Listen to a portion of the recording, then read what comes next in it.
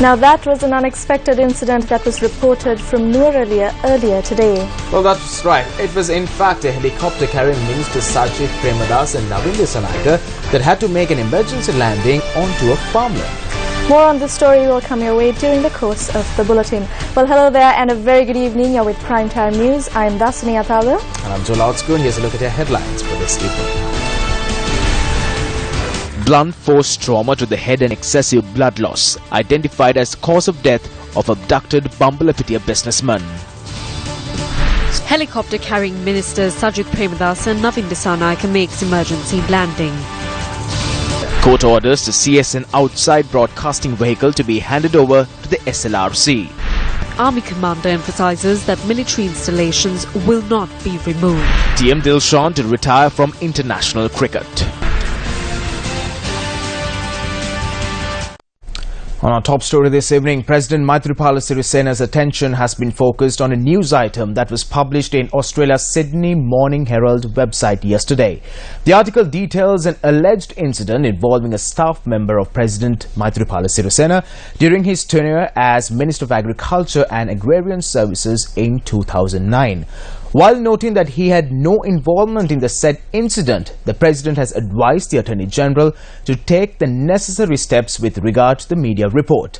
The President has reiterated that during his political career, he has not engaged in any act of corruption or fraud, nor has he endorsed anyone who engaged in these acts. Brought to you by Commercial Bank Credit Cards for life's best moments. Now, police have ruled that blunt force trauma to the head and excessive blood loss were the cause of death of the Bambalapitia businessman who was abducted and brutally murdered. The remains were handed over to the relatives following the post-mortem at the Kegal police. In the latest development, police also obtained a court order preventing the overseas travel of 5 persons suspected of committing the crime. He has a son and a daughter.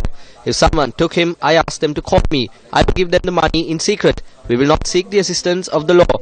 Please return our son. That is all we want. However, the abductors responded in a brutal manner.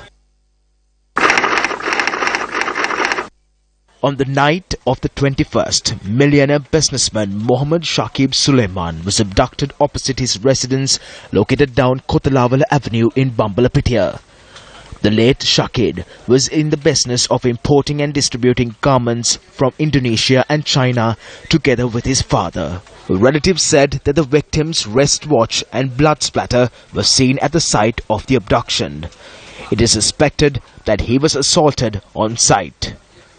On Tuesday night, the victim's father received a ransom call demanding 20 million for his release, and yesterday, police said they had traced the phone call to the Kegal area. Last evening, the Mavnala police discovered the body of Shakib Suleiman following a tip-off on a slope 5 meters off a road in Rokulagama, Hemantagama. At the time of the discovery, the body was badly decomposed and was at a state beyond recognition. Our correspondent reported that the torso of the body was exposed, while the denim pants and underwear were pulled down to the knee of the victim. The victim was identified by a relative after examining the underwear of the body. The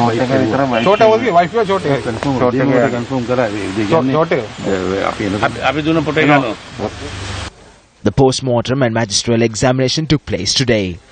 The victim's wife and father were summoned for those examinations. Yesterday, police announced that the victim, Mohammed Shakib Suleiman, had filed complaints against 5 other businessmen over financial fraud with the Criminal Investigations Department and the Colombo Crimes Division. And on a trending story, British media reports that 5 youth of Sri Lankan origin had drowned after getting into difficulties in the water at Camber Sands in Sussex, England. According to reports, the tragedy had taken place before the eyes of over 5,000 beachgoers.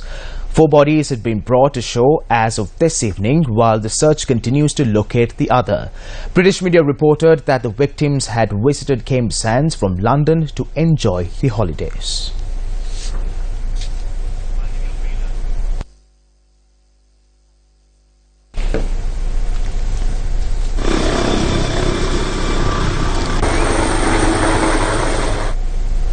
Well, as we mentioned earlier on in the bulletin, a helicopter carrying Minister Sajith Premadasa and Navin Dissanayake made an emergency landing today in a field in Norelia due to heavy misty conditions. The pilot was able to safely land the aircraft.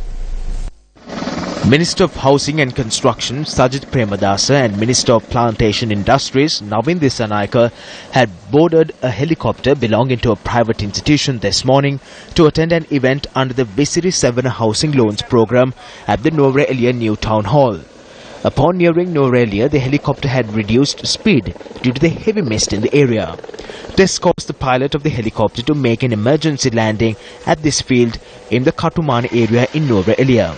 The two ministers who faced the unexpected experience conversed with the locals in the area for nearly half an hour, after which they attended the Bihari Hotel Housing Loans Program at the Norelia New Town Hall. At the event, concessionary housing loans were distributed among 825 families in the Norelia district under the auspices of Minister Sajith Premadasa.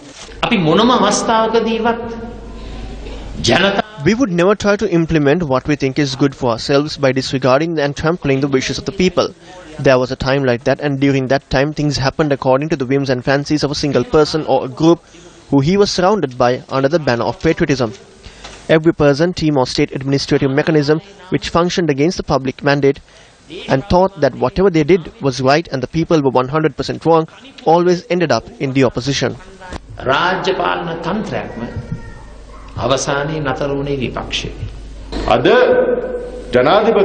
Today, both the President, the leader of the Sri Lanka Freedom Party and the leader of the United National Party have come together and are trying to improve and develop the country to bring you to a better position in life. If we are unable and are unsuccessful in developing the country within the next 5 years, then we will go on record in the country's history as unsuccessful politicians. If another ministry is attempting to take the funds which belong to my ministry, I will fight and speak against those persons, because that is a resource at my ministry and I will not let anyone lay their hands on it. I serve as a guardian of that money.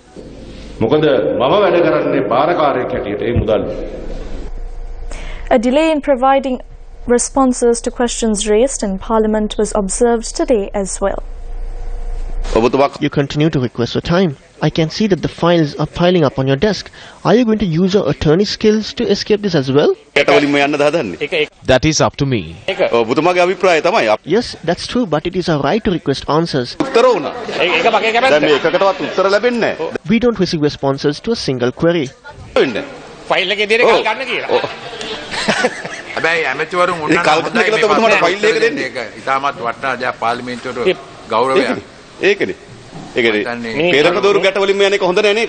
Minister should come.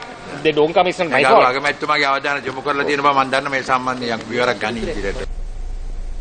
The Registration of Debts Temporary Provisions Act was tabled in Parliament today. Tabling the draft bill, Deputy Minister of Home Affairs Nimal Lanka said that the act will enable the issuance of a certificate of absence instead of a death certificate for persons who are considered missing or dead of natural disasters and whose bodies have not been found.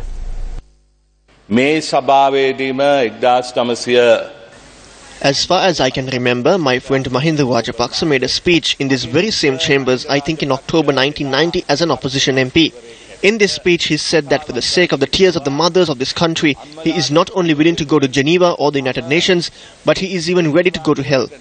But our government has approved an important bill in this very house for the sake of the tears of the mothers in our country, without even going to Geneva or hell for that matter.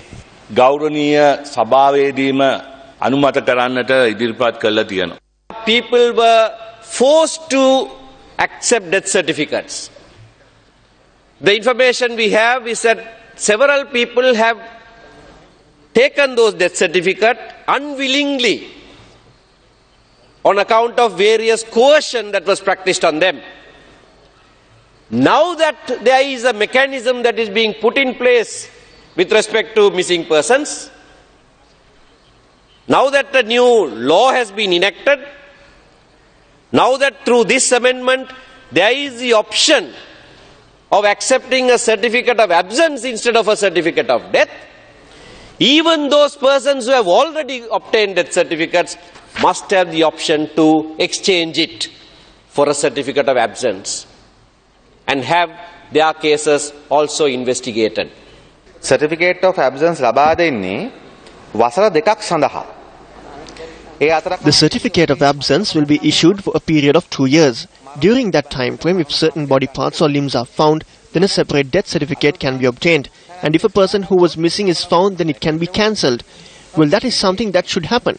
But from what I understand from the facts I have, is that this certificate must be renewed after 2 years. They should either remain open. It is valid after it is issued until it is registered as a death or until a person who is disappeared is found.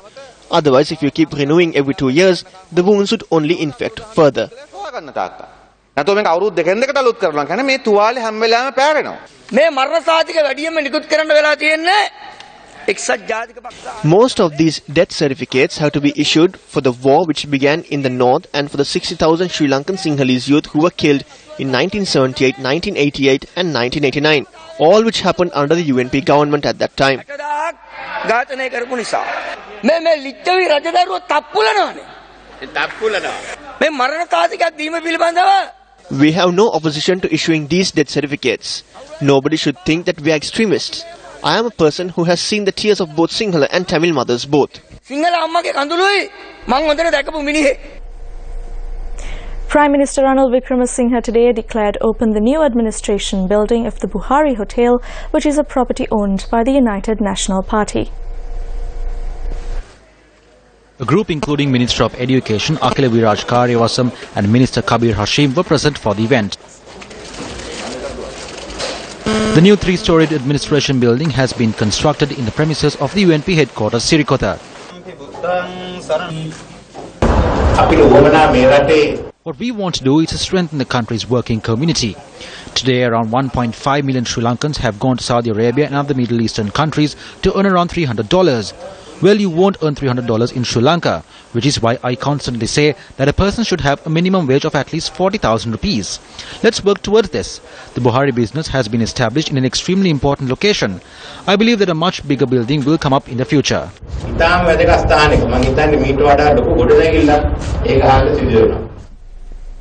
The Sri Lanka Freedom Party convened a media briefing at its party headquarters today. The person who holds the leadership of the Sri Lanka Freedom Party today is a founding member of the party, a member of that family, a member who has been in the party for 40 years, a person who functioned as the party secretary for 13 long years, a person who lost his job in the government because of the party, and a person whom the LTTE attempted to assassinate 5 times. So certain persons in the SLFP who are making statements all around must look back at the past. The only mistake Maithripala Sirisena did was to protect the SLFPers. Why and how were they saved? After being elected as the country's president on the 9th of January, if he had dissolved parliament, how many seats do you think the SLFP would have in the country today? What would happen? How many seats would the party have if the urban councils and Pradesh Sabhas were dissolved? The only mistake Maithripala Sirisena did was that he did not allow members of the SLFP to face the brunt of certain things. After becoming the president of the country and chairman of the Sri Lanka Freedom Party, he did not dissolve the parliament nor local government institutions. These are the 2 mistakes he did. The GUM at the 100 Days Nationwide Public Service Initiative is growing from strength to strength with each passing day as we continue to ease the efforts of the hardships of the general public. Well, 5 projects which commenced under this initiative are to be vested in the public over the weekend. GUM at the 100 Days, Day 37. A series of projects was initiated on the 18th of this month to bring relief to the villagers of the Vallavaya estate and 5 others in surrounding areas in Balangoda who had no access to clean drinking water. Although these villagers received water for just a limited time of 4 hours, the problem that they faced was the inability to store water. Through the Gammadda 100 Days initiative, we were able to provide a solution to their issue. Steps were taken to construct water storage tanks in 5 separate locations. Construction work is now nearing completion. We are constructing 5 water storage tanks. People living in the Vallavaya A, Vallavaya B, Agustland and Vallavaya Medical Center and Diavella will be provided with water. Construction will be completed in the coming days.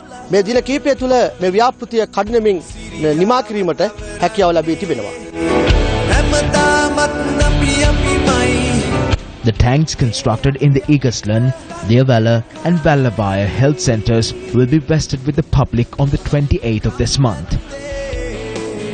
The 2 other water projects in Vallavaya A and Vallavaya B will be declared open on the 29th of this month.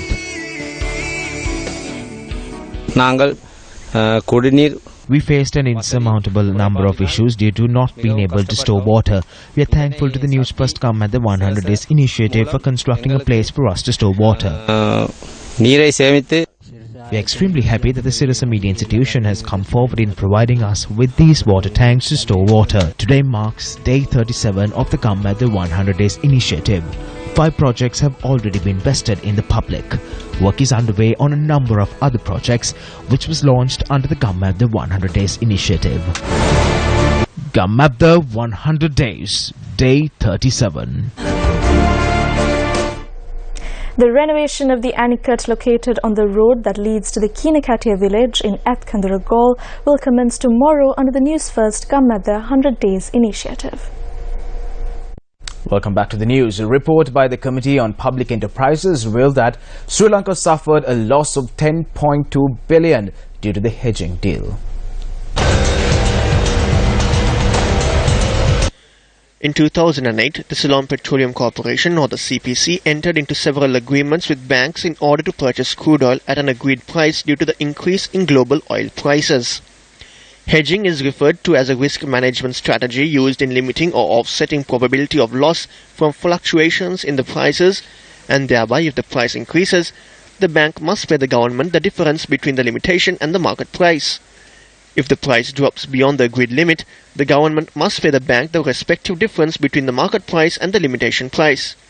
However, crude oil prices in the global market dropped drastically several months after the agreement was reached. A fundamental rights petition was filed with the Supreme Court thereafter, citing that the hedging deal caused losses. Court, which took this petition into consideration, ruled for the agreement to be suspended immediately and used the benefits obtained to sell a litre of petrol at a price of 100 rupees. However, the then executive decided to disregard the court ruling. As the court ruling was disregarded, the then governor of the central bank issued an order to suspend all hedging-related payments. As a result, several banks sought assistance from the International Court of Arbitration. I don't know how they entered into this agreement and all that, right? But what I can say is there are some court cases also. Even the Supreme Court intervened. There are some petitions. The Supreme Court's against this hedging deal and all that. Then the Supreme Court issued an order and then of course saying that agreement is null and void in the first instance. And then of course that is withdrawn due to so many reasons. But my position is if that the order of the Supreme Court saying that this is null and void, the agreement, I think if they stand for that judgment, of course, I think we are in a better position. According to COPE, the loss suffered by the country simply because of disregarding the court ruling was a staggering 10.2 billion rupees. COPE also notes that if one adds up the payments made to banks, legal expenses, miscellaneous expenses and future payments, the loss would amount to 15 billion rupees. COPE had also criticized the lethargic policies followed by the current CPC administration in this regard.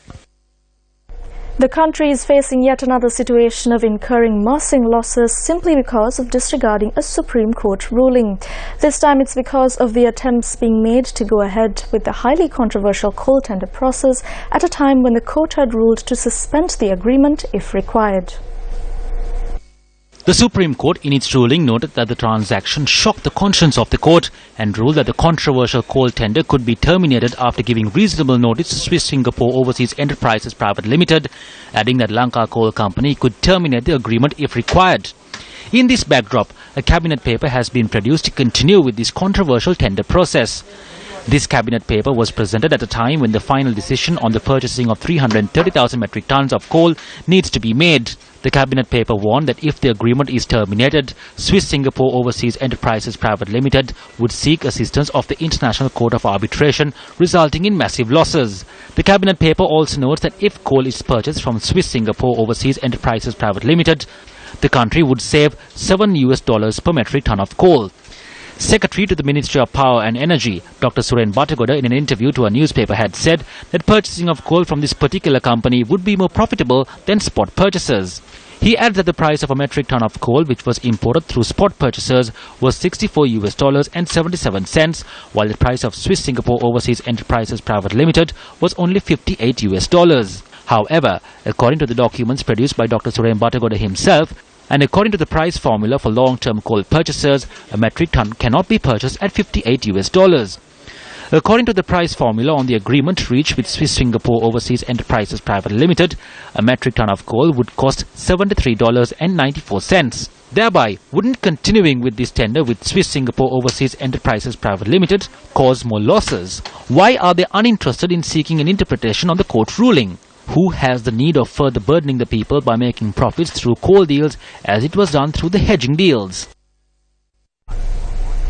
A forum titled "A Report Card on the Government 1 Year Later" was held in Colombo yesterday. Organized by the Young Professionals Organization, the forum was attended by Minister Ravi Karunanayake, Deputy Minister Dr. Harsha De Silva, where questions were posed on the progress of the government since its establishment. I came back late last night from the US. Just to give you an example, I was actually on a private visit, but since I was in DC, I thought, and the US ambassador in Sri Lanka wanted me to, and Prasad also said it's good. Let's just have a chat with Assistant Secretary Biswal and Assistant Secretary Malinowski. What's it called, the State Department. They wanted 6 meetings. That just goes to show that the changes we have made. I was in the car with the ambassador, and Prasad told me, Harsha, this is very unusual. Because I've been ambassador before, I know how things are. Those days, it was impossible to get one meeting at the State Department. Then went across the street and met with Millennium Challenge Corporation and have some very good news. That we are working on what's called a compact, and we'll see hundreds of millions of dollars of grant money, I repeat grant money, being approved by the end of the year. So that is the shift. Just for a moment, imagine if there was no change on the 8th of January, still Mahinda Rajapaksa would have been the president, still Basil, Gotabe, Chamal, Namal, Shashindra, and so on would be the key players. Harsha, myself, Ravi, I don't know where you would have been, probably in Veligada. We lost the GSP Plus. We had a ban on fisheries exports. Within this 1 year, we have come forward in many angles. But there's no doubt that there's a lot more to do. Also speaking at the forum, Minister of Finance Ravi Karunanayake responded to a statement made by journalist Dilrukshi Handunethi, who previously addressed the gathering. And Dilrukshi said, everything is not good, but certainly today media is able to write without a fear. You are able to express yourself. Certainly there are things that have changed. Alright, before you would have seen white fans crisscrossing here after the rebellion. But now you have freedom, you are sitting on the right hand side of me and able to tell this without any fear.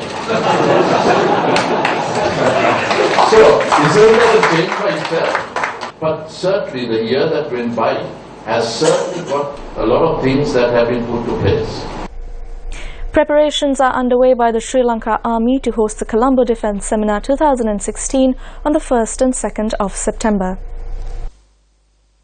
The two-day international conclave is expected to be attended by 125 foreign participants from 71 countries. The main aim of the Colombo Defence Seminar is to exchange expertise in the defence capabilities under the current security situation.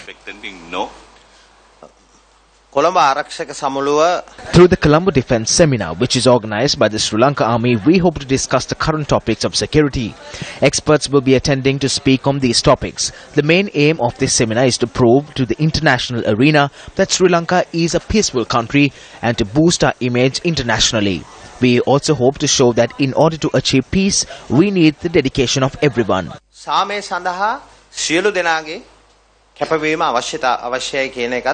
In a recent newspaper, it was published that 64 army camps from the northeast are being removed. What is the truth behind this?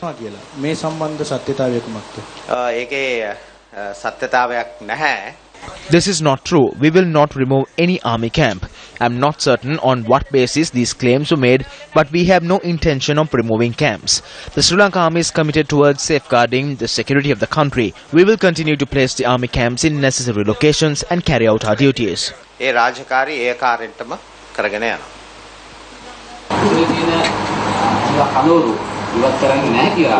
You may say that these camps will not be removed. However, recently Foreign Minister Mangala Samaravira made a statement saying step by step these camps will be removed.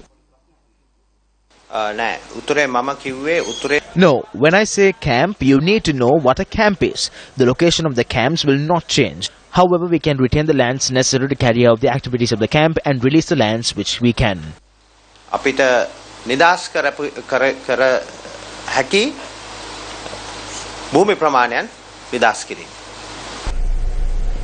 The Kadewala magistrate issued an order today calling on the outside broadcasting bus of CSN to be handed over temporarily to Sri Lanka Rupavahini Corporation. The order was issued following a request made by the Police Financial Crimes Investigation Department.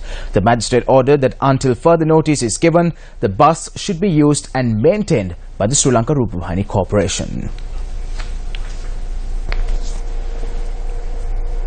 In Sri Lanka, a person is more likely to die from a road accident than diabetes or lung cancer.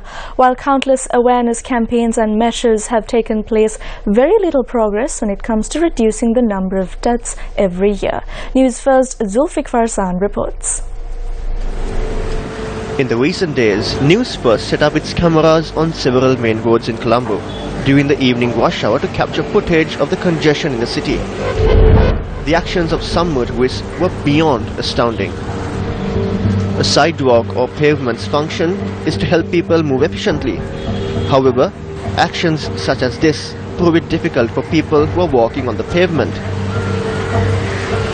This is the pavement means it's separate for that pedestrians, not for the vehicle drivers. This is strictly safety area for the pedestrians. This incident, where our cameraman was forced to move further back on the pavement to give way for a three-wheeler, brings more questions on the safety of pedestrians. Even that any vehicle, even the bicycle rider or motorbike rider or three-wheeler or anybody use this. One thing is dangerous, one thing is illegal. The National Council for Road Safety is determined to take strict action against motorists who disregard road rules. We want to educate these bus drivers and especially for the three-wheelers and the motorcyclists. They are the mostly that use this payment. It's a very unfair and unreasonable thing they do it. An approach to reduce accidents is for drivers and riders to be trained to adopt a more responsible attitude to the task of driving and riding with a sound understanding of the hazards prevalent on roads. Every life matters because there is always someone waiting for their loved one's safe return home. Zulfik Farzan, News First, Colombo. Inventor of the Dill Scoop, Tilakaratne Dilshan will end his impressive one-day international career for Sri Lanka after Sunday's third ODI against Australia. The aggressive opener in his 329 ODIs boasts of 22 centuries and 47 50s. Well, that's a wrap of the news. Take care. Good night.